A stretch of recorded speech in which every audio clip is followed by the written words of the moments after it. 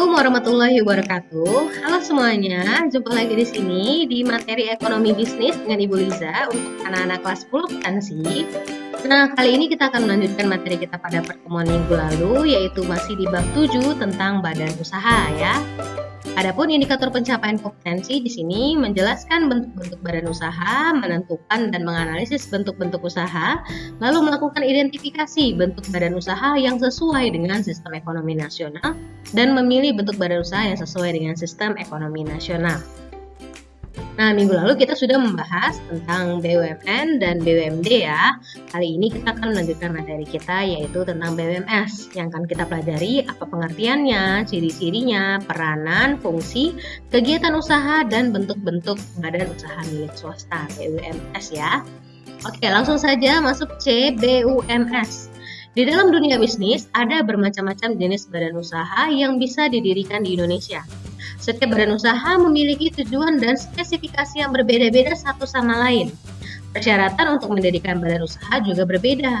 Salah satu di antaranya, banyaknya badan usaha di Indonesia itu adalah BUMS atau badan usaha milik swasta. Ya, itu banyak sekali di Indonesia. Yang pertama kita lihat pengertian dan ciri BUMS. Pengertian BUMS atau badan usaha milik swasta pada dasarnya adalah sebuah badan usaha yang sebagian besar modalnya dimiliki oleh pihak swasta. Tujuan dari BUMS sendiri yaitu mempertahankan keuntungan, mendapatkan keuntungan secara optimal dalam hal pengembangan usaha serta modalnya, dan menciptakan lapangan pekerjaan bagi masyarakat. Nah, beda dengan BUMN dan BUMD ya. BUMN dan BUMD itu untuk melayani kepentingan masyarakat, lalu yang kedua dia mencari keuntungan. Kalau di BUMS itu sudah pasti untuk mendapatkan keuntungannya. Peraturan yang mengatur berbunyi, bidang-bidang usaha yang diberikan kepada pihak swasta adalah bidang yang mengelola sumber daya ekonomi yang sifatnya itu tidak vital dan strategis atau yang tidak menguasai hajat hidup orang banyak. Dan sumber daya ekonomi yang sifatnya vital itu harus dikuasai dan dikelola oleh negara. Badan usaha milik swasta mempunyai ciri-ciri atau karakteristik yaitu seperti berikut ya. Yang pertama, badan usaha yang modalnya sepenuhnya berasal dari pihak swasta. Pengawasan yang dijalankan secara hierarki dan fungsional oleh si pemegang perusahaan untuk mencari keuntungan yang sebesar-besarnya dalam pembagian laba berdasarkan pada pemilik saham atau modal terbanyak. Jadi kalau di BUMS itu ada RUPS, Rapat Umum Pemegang Saham. Ya, pembagian labanya harus berdasarkan presentasi kepemilikan saham. Lalu sebuah badan usaha yang mempunyai badan hukum dijalankan dan dimodali oleh perorangan, banyak orang atau berkelompok, dan para anggotanya mempunyai hak suara sesuai dengan jumlah modal atau sahamnya dan bisa menjual sahamnya juga melalui bursa efek, dan tentunya modalnya itu bisa diperoleh dari lembaga keuangan, baik itu bank maupun non-bank. Yang kedua, peran BUMS. Berperan sebagai mitra BUMN ya, dia membantu BUMN, bekerja sama juga. Yang pertama, berperan sebagai pihak yang menambah produksi nasional. Jadi produksi nasional yang dipenuhi oleh BUMN itu ditambah, dilengkapi oleh pihak swasta. Yang kedua, berperan sebagai pembuka lapangan pekerjaan. Yang ketiga, berperan sebagai pihak yang memacu pendapatan nasional serta juga menambah kas negara. Berperan sebagai pembantu pemerintah dalam mengelola dan mengusahakan kegiatan ekonomi yang tidak ditangani oleh pemerintah, dan berperan sebagai pembantu pemerintah di dalam usaha pemerataan pendapatan nasional atau redistribusi pendapatan ya. Yang ketiga, fungsi BUMS. Yang pertama sebagai partner atau rekan kerja pemerintah, makanya dia dibilang mitra BUMN dalam upaya meningkatkan kesejahteraan masyarakat. Yang kedua, sebagai partner atau rekan di dalam pengelolaan berbagai sumber daya. Yang ketiga, sebagai dinamisator atau juga pihak yang menimbulkan dinamika di dalam perekonomian masyarakat. Jadi dinamisator ini, fungsi dari BUMS itu adalah membantu pergerakan ekonomi masyarakat. Ya, gitu. Dinamisator atau dinamis, selalu berubah-ubah. Yang keempat, sebagai pihak yang memberikan pelayanan bagi masyarakat. 4. Kegiatan usaha BUMS. Ada banyak badan usaha di Indonesia yang dimiliki oleh swasta, baik itu badan usaha dalam negeri maupun badan usaha yang menjalankan fungsi dan peranannya di Indonesia. Nah, ini adalah beberapa BUMS nasional yang beroperasi di Indonesia.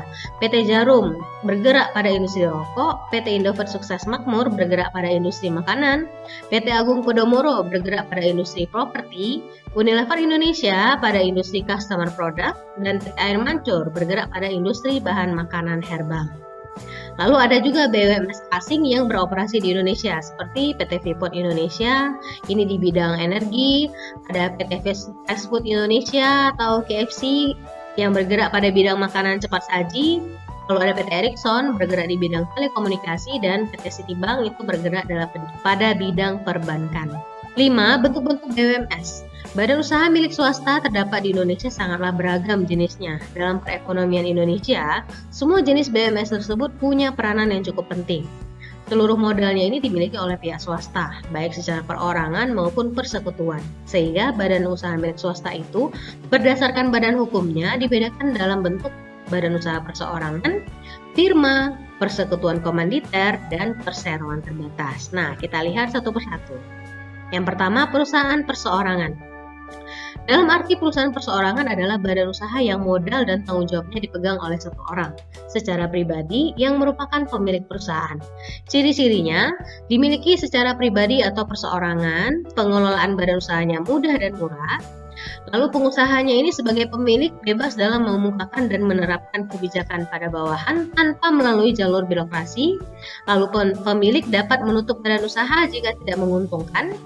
Modalnya ini hanya satu orang, tidak terpisah, dan modalnya berasal dari pribadi pemilik, lalu kelangsungan hidup usahanya ini bergantung pada pemilik perusahaan itu sendiri. Nah, dia ini perusahaan perseorangan ya, misalnya kayak bengkel, salon, nah itu dia yang punya milik satu orang.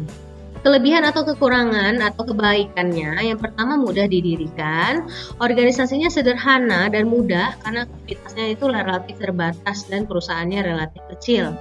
Lalu pemilik memiliki kebebasan yang seluas-luasnya. Keuntungan berada pada satu orang, yaitu pemilik perusahaan, pajaknya rendah, kerahasiaan perusahaannya terjamin, pengambilan keputusannya cepat tanpa menunggu persetujuan orang karena dia punya sendiri ya. Lalu ada kelemahannya, modalnya terbatas. Tanggung jawab dan resikonya itu harus ditanggung sendiri. Kalau untung ya untuk sendiri, kalau rugi ya tanggung sendiri ya. Lalu kerugiannya ditanggung sendiri dan kualitas manajerial dan pekerjanya itu terbatas. Yang kedua, firma. Dalam pengertiannya, firma ini adalah persekutuan dua orang atau lebih dalam mendirikan dan menjalankan perusahaan dengan satu nama dan membagi keuntungannya dari hasil yang didapatkannya. Setiap sekutu atau anggota memiliki tanggung jawab yang sama pada perusahaan. Ciri-cirinya memiliki modal yang besar, pemakaian namanya bersama dalam kegiatan usaha, jadi tidak punya milik sendiri, misalnya salon Amalia gitu, itu kan punyanya sendiri, tapi kalau firma dia harus pakai nama bersama. Lalu memiliki tanggung jawab atas resiko yang tidak terbatas, lalu setiap anggota memiliki kewenangan dalam menjalankan usaha maupun mengadakan perjanjian dengan pihak lain tanpa menunggu persetujuan anggota lain. Kelebihannya, modalnya itu besar, kemampuan manajemennya juga lebih besar, pendiriannya mudah, lalu status badan usahanya itu jelas karena kepemilikannya itu berdasarkan akta dari notaris dan terdaftar di pengadilan negeri. Tanggung jawabnya dilakukan secara bersama-sama, lalu pengambilan kreditnya itu lebih besar dan mudah karena dipercaya oleh lembaga keuangan atau bank. Dan pengelolaan perusahaannya itu dapat dibagi-bagi sesuai dengan keahlian masing-masing dari sekutu atau anggota. Jadi dikelola perusahaan itu sesuai dengan keahliannya. Oh, kamu ahlinya ini di bidang manajemen, oke, kamu urus manajemen. Kamu di bidang di operasional, maka dia bagian di operasional. Jadi dia dibagi sesuai dengan keahliannya. Kelemahannya, pengambilan keputusannya atau kebijakannya kurang cepat karena harus menunggu musyawarah ya, harus berdiskusi sama yang lain. Lalu perusahaan dikatakan bubar jika ada salah satu anggota itu mengundurkan diri atau meninggal dunia. Jadi itu bubar langsung firmanya. Nggak bisa kalau satu orang mengundurkan diri, karena kan dia berdasarkan tadi dia dua orang yang mendirikan. Lalu jika salah satu anggotanya membuat kerugian, maka anggota lain ikut menanggungnya. Oke. Yang ketiga, persekutuan komanditer atau CV. Persekutuan komanditer ini adalah persekutuan dua orang atau lebih orang yang beberapa sekutu atau anggota hanya menyerahkan modal dan ada sekutu yang lain menjalankan perusahaan. Komanditer ini dikenal dengan dua sekutu ya, sekutu aktif yang berarti menjalankan dan memimpin perusahaan dan sekutu pasif yang hanya menyerahkan modalnya. Beda kalau sama firma tadi, dia sama-sama ya peranannya. Kalau yang di sini dia dibagi menjadi aktif dan pasif. Ciri-cirinya, anggotanya terdiri atas anggota pasif dan aktif. Badan usaha persekutuannya memiliki beberapa orang anggota. Sekutu aktif menjalankan usaha, sekutu pasif tidak menjalankan usaha, tapi hanya penanam modal atau investor ya. Kelebihannya, mudah dalam proses pendirian, kebutuhan modalnya lebih terjamin dan terpenuhi, cenderung mudah memperoleh kredit, dan tempat untuk menanamkan modal karena sekutu dia mudah menginvestasikan dan mencairkan kembali modalnya. Jadi dia bisa menginvestasikan modalnya, lalu dia bisa menarik kembali modalnya. Yang selanjutnya, kemampuan manajemennya lebih besar, pemimpin perusahaan dapat terdiri dari satu orang atau lebih, dan kekayaan pribadi terpisah dari kekayaan perusahaan. Lalu, pembagian keuntungan dan kerugian berdasarkan pada besarnya modal yang ditanam. Sedangkan kelemahannya, kelangsungan hidupnya tidak menentu karena banyak bergantung pada sekutu aktif yang bertindak sebagai pemimpin persekutuan dan perusahaan. Lalu dapat terjadi selisih paham antar pemilih.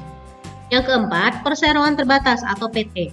Perseroan terbatas ini adalah badan usaha yang didirikan oleh beberapa orang, berbadan hukum, dan modalnya terdiri atas saham-saham. PT memiliki kemampuan mendapatkan modal dalam jumlah yang besar melalui penerbitan saham. Ciri-cirinya, kelangsungan hidup perusahaannya ini berada di tangan pemilik saham. Berorientasi mencari keuntungan atau profit, didirikan oleh dua orang atau pribadi hukum ya. Pendiriannya PT ini disahkan dalam akta notaris dan berlaku sejak pengesahan Kementerian Hukum dan HAM. Lalu pemimpin PT ini berupa direksi yang bisa saja tidak memiliki saham dan bertugas memimpin pihak perusahaan. Lalu pemegang sahamnya ini memiliki tanggung jawab yang terbatas, namun modal perusahaan bergantung pada pemegang saham.